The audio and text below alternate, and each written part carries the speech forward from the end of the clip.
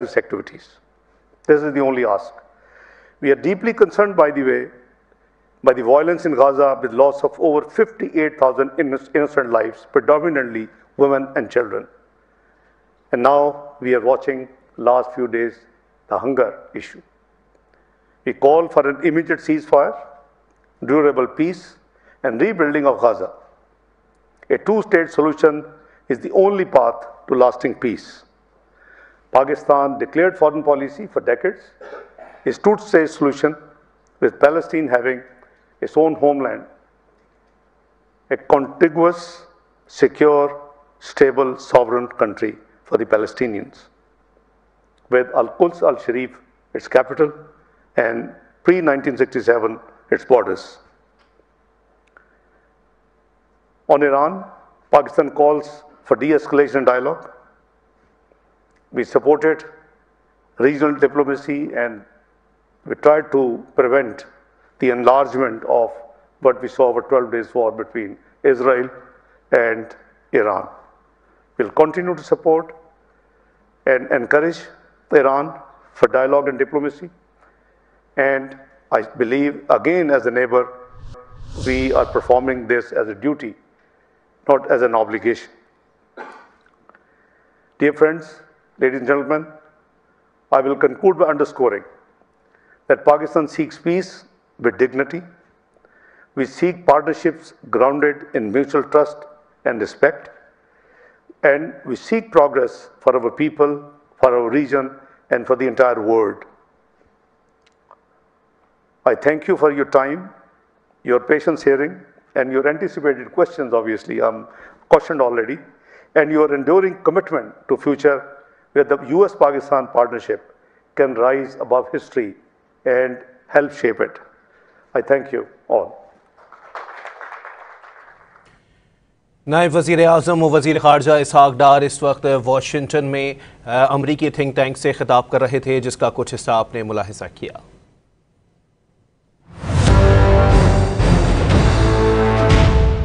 दागों से हुई खुल के फाइट, मूड हुआ डिलाइट, इतनी अमेजिंग जो है प्राइस। 1 केजी पैक अब सिर्फ 530 रुपए में।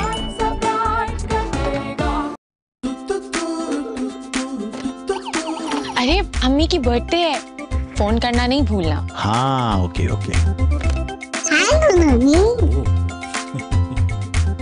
बहुत स्मार्ट हो गया।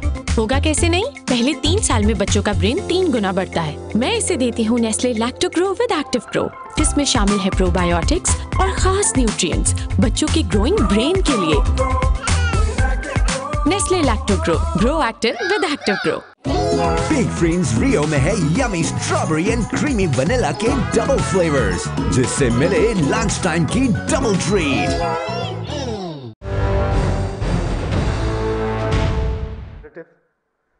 And convince them it was Pakistan. And till date, there is no proof which has been established that Pakistan was involved in Pulwama incident. But what did we see at the end? The end was the decades-old United Nations Security Council resolution binned, the constitutionally accepted the status of Jammu and Kashmir under Article 370, removed and deleted from the Constitution, and declaring the disputed territory of Jammu and Kashmir, waiting for the right of exercising right of self-determination, just all of a sudden has union territories. Now this cannot, you see, there has to be honesty of purpose. We both have to work, so we are ready to work for the terrorism. Against the terrorism, we should joint efforts, all the countries. And we are the biggest victim. We have fought the world war against terrorism. We were the frontline, fighters. We lost 80,000 lives. We had 152 billion of US dollars losses, economic losses, minimum.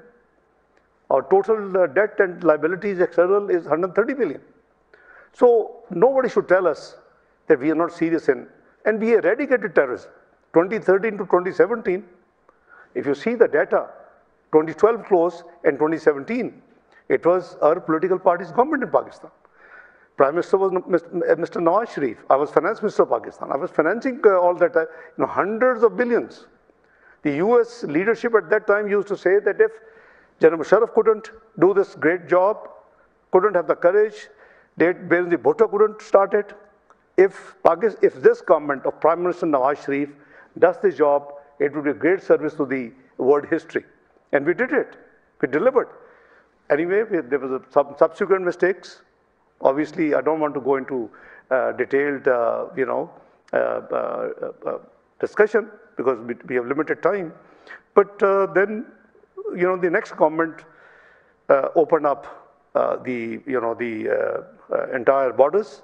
35 to 40,000 TTP people came back. 100 hardened criminals were released by that government.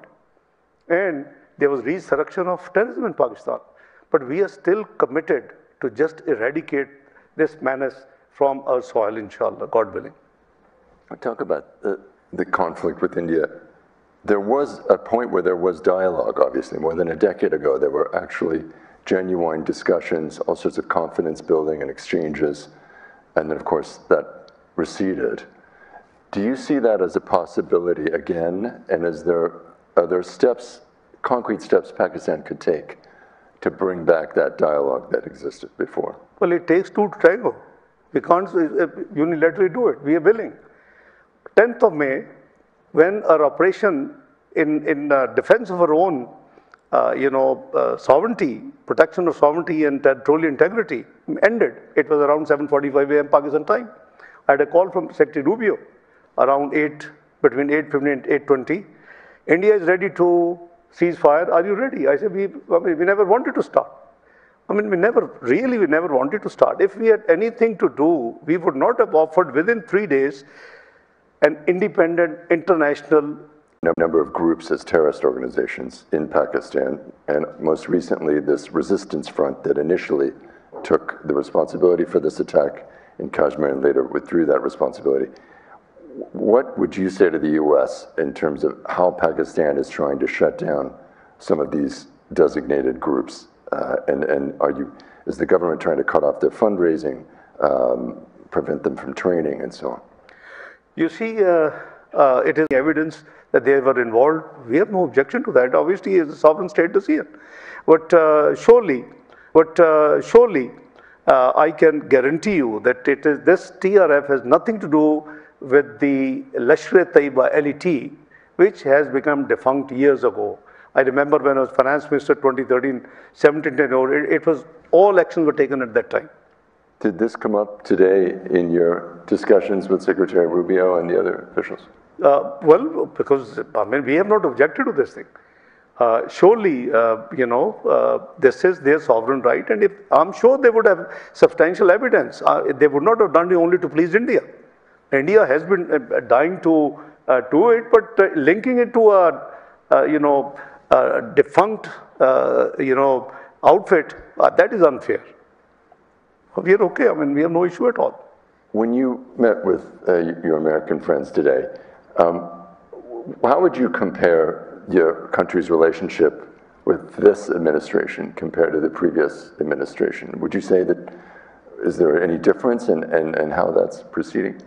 Having experience of around 30 years of this bilateral relationship, I think it's going back to the normal. We had a wonderful relationship in President Clinton's time. I was finance minister. That was the nuclear detonation period, the most difficult one. Very severe sanctions in Pakistan, but despite those sanctions, we negotiated very successfully, very happily with us. Senator Kerry was, in the next round, if you recall. We had excellent relationship in President Obama time. When former President Biden was vice president. So we have excellent. In our relationship, we had highs and lows. I think we have to come out of this transactional relationship, and it should be strategic, stable, and perpetual. So that's where we are eyeing at. I think we appreciate the efforts of President Trump and, as I said, Secretary Rubio in my small, brief remarks. They reached out to us. They were constantly in touch with both sides. And so were we. We had proactive diplomacy, and now Indian even, the affair writers and their media has written that India narrative was totally mishandled. Now, you talked about strengthening the U.S. relationship, but of course, things have changed since Bill Clinton was president, right? So your country now buys a huge amount of military hardware from China. You've talked about balancing China and the U.S., these two superpowers in this intense competition, but if you're buying most of your weapons from China, does that hamper your relationship with the U.S.? Does it kind of cripple even the possibilities for the future? It shouldn't. Why should? Why should it? Well, the U.S. sees China as a serious threat. It's a matter of who gives a better deal. It's as simple as that. And we have such a strong. We should not be seeing the relationship with the lens of other country. It has to be standalone.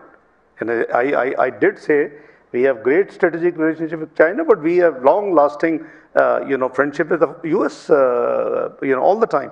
So this is objective, and this is the goal of our government to upscale the relationship back to where it used to touch the high points. So it must not be transactional that lows, we are in Cold War together, and then their lows come, and then again we have a better cooperation, partnership because of the war on terrorism. All these phases we have seen, but we are doing our best to make it strategically economic cooperation and long-term partnership. This is our objective. I was just going to say, during the Cold War, countries had to choose sides. Sure. And some people are now saying this is something akin to the Cold War, maybe slightly different, but a lot of tension between China and the U.S. So that's why I'm asking. It must be very difficult at times now, because both countries kind of want you to choose. Well, I think we have played the role of bridge between the two countries in the past, and we can do the same. We can bring the two countries closer, and I think that will be win-win for the globe. You will get millions and millions out of poverty, and that would be very positive. So let's see from the positive angle instead of seeing from a narrow negative angle. Obviously, one can always find something fishy if you want to think negative. So we are very, very sure that this relationship can be win-win for the globe. What is the outlook for trade now? There's a trade deficit, obviously a trade surplus for Pakistan with the U.S. You mentioned minerals. Would be quite a major development if that were to happen. That would also be a huge commitment for both countries, obviously. Logistically and politically, is there signs that you're close to some trade deal and a minerals deal? I think we are very close to finalizing a deal with the U.S. Our teams have been here in Washington discussing, having virtual meetings, and a committee has been tasked by the Prime Minister to fine-tune now. I think it's, I did mention that it's not going to be months, but not even weeks, I would say days, that we would come up. So this is one side. But the potential for the US and the US business entrepreneurs is huge. You see, a country with external debt of only 130 billion US dollars. Our percentage is much better than US debt to GDP, much better than UK, much better than Japan. But they have secondary markets. If they're to finance their external deficit, they simply float the paper, sovereign paper, and it's bought. So you see, we believe that the potential Pakistan has in IT, in AI, in mines and minerals, and by the way, the most conservative estimates of Pakistan's mines and minerals and the natural resources is $6 to $8 trillion. Now, Recordec is one. I'm glad that your Exim Bank is looking. World Bank is ready to finance the US entrepreneurs who are going to be involved. So this is one block. There's one study which says that Pakistan is likely to be the 4th richest offshore gas country. So we have advertised 40 blocks. Most welcome. Let the American, investors and entrepreneurs come and start explorations. So we want. We are not pick and choose. We are open, and we want our friends, our American, by the way, there are dozens of multinationals, companies of US, which have, decades-old business setups in Pakistan. You could name few, Pepsi, Coca-Cola, Procter & Gamble, there's so many. So I think there's a great potential. This is a positive, this government. You see, we reached this unfortunate cycle. We reached, by 2013, Pakistan was a macroeconomic unstable country. These natural resources were not flagged or highlighted in the way these have been now. And we had a serious problem. But 2017, only in 3.5 years, we not only fixed our all macro indicators, economic indicators are fine, inflation was low 3.59, growth was 6.3, highest forex reserves, and 24th global economy in the world. Unfortunately, what I call natural, we all know COVID, natural and human pandemic in Pakistan. I add the human pandemic because it was a mishandling in the next 2018-22 Pakistan economy. And we landed as 47, we declined from 24th to 47th global economy. So this government is committed to take it back. So while we have stabilized the economy, now we are working for the growth and take the economy now towards the right direction. So there's a great potential for friends, American friends, to look into Pakistan market. Tariffs are a great threat right now for many governments and the ministers who come to Washington. Are you optimistic? Will you make a forecast? Is the tariff for Pakistani goods not going to go up to 27%? Do you have a... I can't predict, but as long as we are better than or equal to our peers, we should be fine. You have to compete with the peers, and the peers, we have seen what tariffs are there. So perhaps we will carefully watch the announcements. Few have been done. They are so far not very worrisome. So, it is, as I said, it's a sovereign state. It has to take its own decisions. It's a policy, it's a big policy move. You haven't seen this sort of approach, and the formula was very innovative. You are calculating the trade deficit by excluding the services revenue. Wonderful. As a chartered accountant, I love to see that formula because you rarely find such formulas in normal maths. I'm going to switch to domestic politics in Pakistan, unfortunately. Sure. You may not like this question. Sure. But as you know, about 2 years ago, Imran Khan was arrested. He has a very significant level of support in your own country and abroad as well. And there are...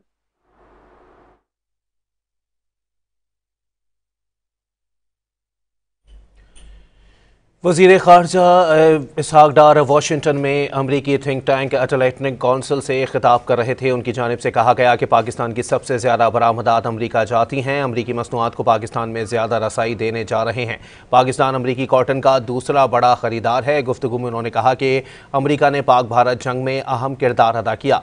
Pakistan अमरीकी मंडियों तक मौसर रसाई चाहता है। पाकिस्तान तनाज़ात का पुरअमन हल चाहता है। अमरीका से हमारा ताल्लुक़ कसीरुल जहदी है। उन्होंने कहा कि पाकिस्तान दहशतगर्दी के खिलाफ नबरदाज़मा है। मुस्तहकम अफ़गानिस्तान ही पाकिस्तान के मफाद में है। बैतुल मक़दस आज़ाद फ़लस्तीनी रियासत का दारुल हुकूमत होना चाहिए। गज़ा की सूरत हाल इंतहाई संगीन है। 2 रियासती हल ही आमन का वाहिद रास्ता है। वज़ीर ख़ारजा इसहाक डार वाशिंगटन में अमरीकी थिंक टैंक से गुफ्तगू कर रहे थे। उनकी जानिब से कहा गया है कि पाकिस्तान की सबसे ज़्यादा बरामदात अमरीका जाती हैं।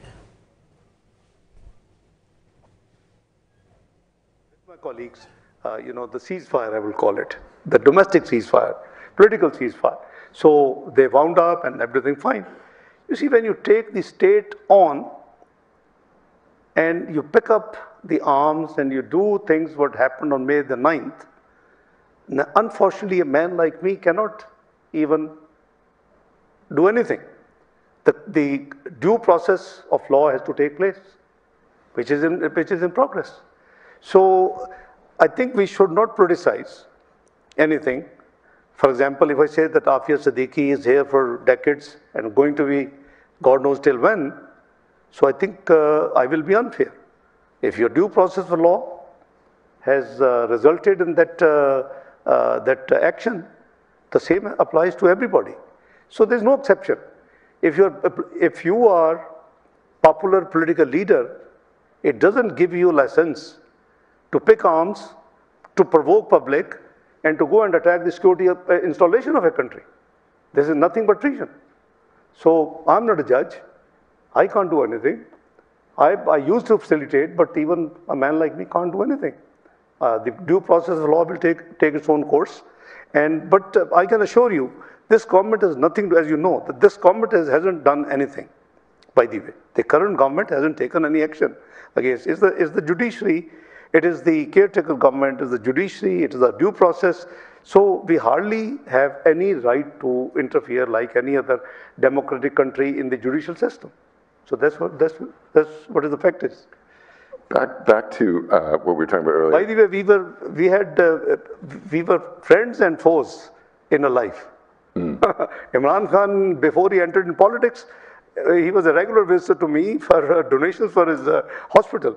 So it's not that we don't know each other, but I wish he should not have provoked, he should not have mobilized his party, taking the state.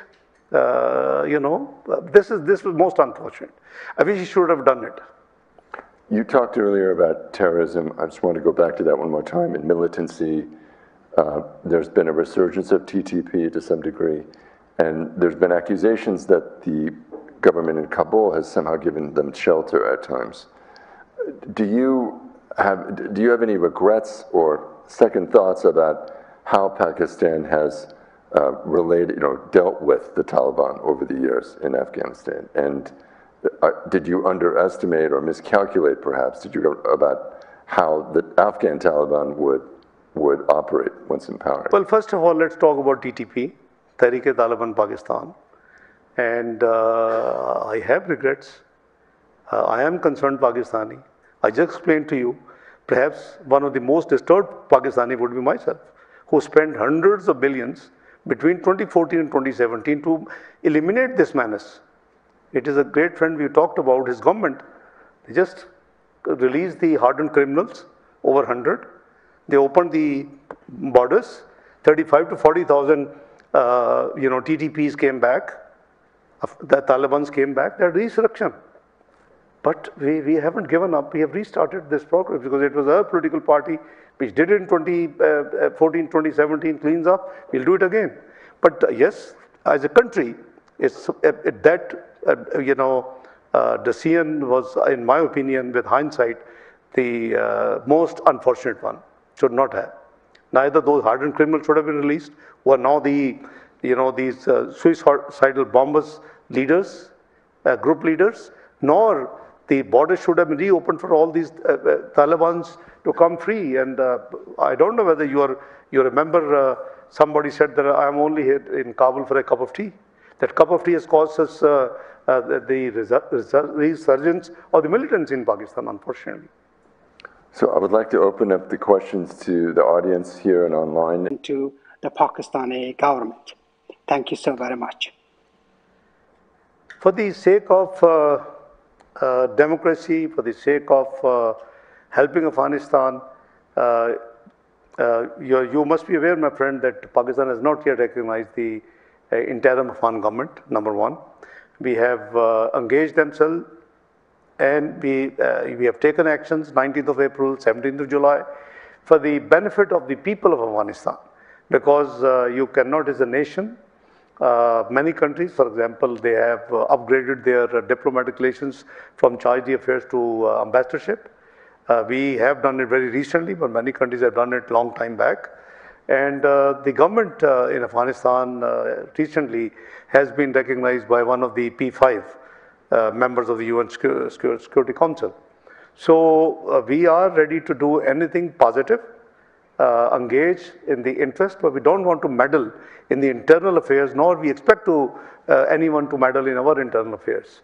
That's number one. Number two, the past is, there could be a long debate on what happened in the past, what was good, what was bad. But I do, agree that we have to all work together to take all measures which, eliminates this menace of terrorism from the globe, because this is something which is obviously not tenable to any country in the world. There may be a huge distance between Pakistan. As I said, we are the biggest victim of terrorism. And, we have paid huge cost. But if we had not done it, perhaps that menace would have spread to even the United States of America by now. So we actually, contained it by losing our 80,000 people and hundreds of billions of dollars losses. Another question about Afghanistan. How does the Pakistani government assess Russia's recognition of the Taliban government in Afghanistan? Do you anticipate that other governments will follow suit? And I would add also, have you discussed the possibility of the U.S. somehow raising its profile in Afghanistan and perhaps increasing aid or changing its status there? Well, this action of Russia is obviously a sovereign country. We can't, say that it should be done or should not be done. It is their sovereign right to decide, and they have done it. We haven't done it. That means we do not feel it appropriate at this stage. But we have, upgraded the charge d'affaires to ambassadorship in May, 30th of May. So that's number one. Do you anticipate the other governments will follow? No idea. I think you need a plebiscite or a voting to find out whether you will do it or not do it. But obviously, it is just anyone's guess. Okay, on to Kashmir here. Yeah. Covering the globe. Will the people of Jammu and Kashmir located between India and Pakistan still have the opportunity to decide their future, whether to form an independent state or to merge with India or Pakistan? Is that possible? We are absolutely ready. Under the auspices of United Nations, as per the UN Security Council resolutions, the Kashmiri people should be given the right to decide. It is them who have this basic right, and it must be exercised as soon as possible, because as per media reports, a lot of demographic changes are taking place in the Indian illegally occupied Jammu and Kashmir. So unless, sooner the better, but we are okay with any outcome. There's no problem at all. Obviously, it is their right to decide whether they want independent, they want to go with India, they want to come with Pakistan. We have no issue at all. We are stuck with the core decision of the UN Security Council, which remains unimplemented for the last over 7 decades. That has to be done. I want to go back to something that you said at the beginning in your opening remarks. You did mention Gaza, terrible scenes there that we're seeing. Did you discuss that with your American counterparts today, and what the U.S. role could be to try to resolve the situation and use its influence with Israel and to try to forge a ceasefire? Do you have any updates or how they? Well, number one, we have actually discussed in the, because Pakistan has the presidency of UN Security Council this month in rotation. So I basically, I came for 2 signature events, ministerial open debate, and one was on, also Palestine, just on Wednesday. The other one was multilateralism, this peaceful settlement of disputes, which we believe is the diplomacy and dialogue is the way forward. And, we did discuss all regional and global issues, which obviously includes Gaza. At the moment, we are concerned because humanitarian, aid is totally blocked. Now people are dying of hunger. This is something, again, it's a typical, Jammu and Kashmir alike situation. Palestine, even worse. So, we encourage that all and sundry should do its best to stop, what's happening, get a ceasefire, come to the 2-state solution, let them have the right to live, both of them, and that's the way forward with the, 1967 borders and Al-Quds al-Sharif. I think this is it's doable, but somehow, this hostages issue, other pretexts, the recent Nest, decision in the last 48 hours, I think they've done legislation to annex West Bank. It won't go well. So it's going in the wrong direction unless it is the Gaza has become now a graveyard not of human being, also international law. Where is international law? Why these institutions were set up 80 years ago in San Francisco? It was supposed to have priority agenda, peace and security, development number 2, and human rights number 3. So the institutions, for the purpose for which they were created, are just not being able to discharge their responsibilities. So we should think seriously how to handle these things. I mean, those who obey, those who take the resolution seriously and implement are fine. Those who don't, they are also fine. The system can't work. The global law and order is crumbling, is getting weaker every month, every week and every day, unfortunately. And the two examples are in front of us. Okay, I'm moving quickly here. Thank you for your patience.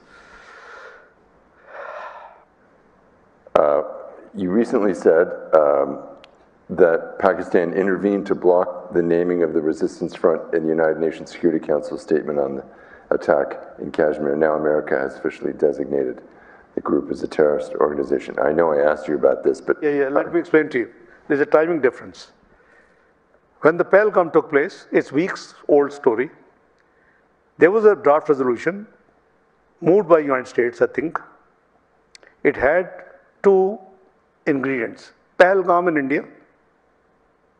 Pahalgam, India. No, sorry, my apology.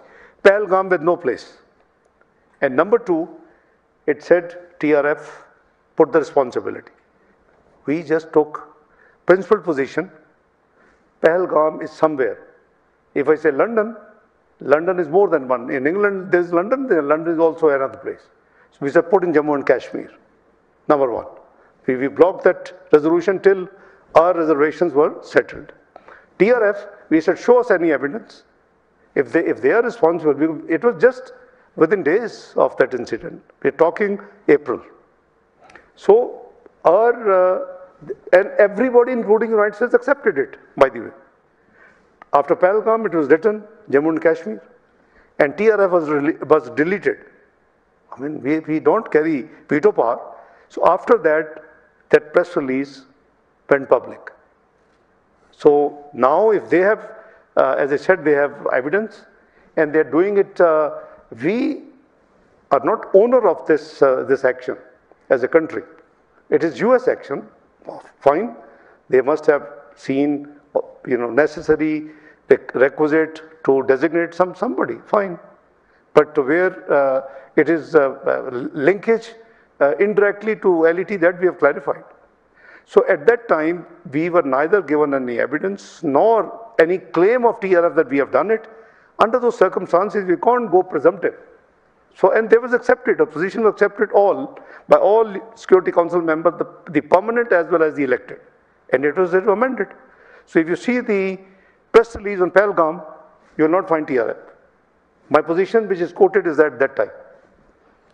Thank you for answering that question.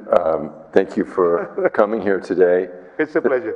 Thank you for taking the time. Thanks to our audience here and all around the world for another Atlantic Council front page, and see you next time. Thank you. वजीर खारजा इसहाक डार Washington में Atlantic council से गुफ्तगू कर रहे थे। उन्होंने कहा कि पाकिस्तान की सबसे ज़्यादा बरामदात अमरीका चाहती हैं। अमरीकी मसनूआत को पाकिस्तान में ज़्यादा रसाई देने जा रहे हैं। पाकिस्तान अमरीकी कॉटन का दूसरा बड़ा ख़रीदार है। अमरीका ने पाक भारत जंगबंदी में अहम किरदार अदा किया। पाकिस्तान अमरीकी मंडियों तक मौसर रसाई चाहता है। पाकिस्तान तनाज़ात का पुरअमन हल चाहता है। उन्होंने कहा कि अमरीका से हमारा ताल्लुक़ कसीरुल जहती है।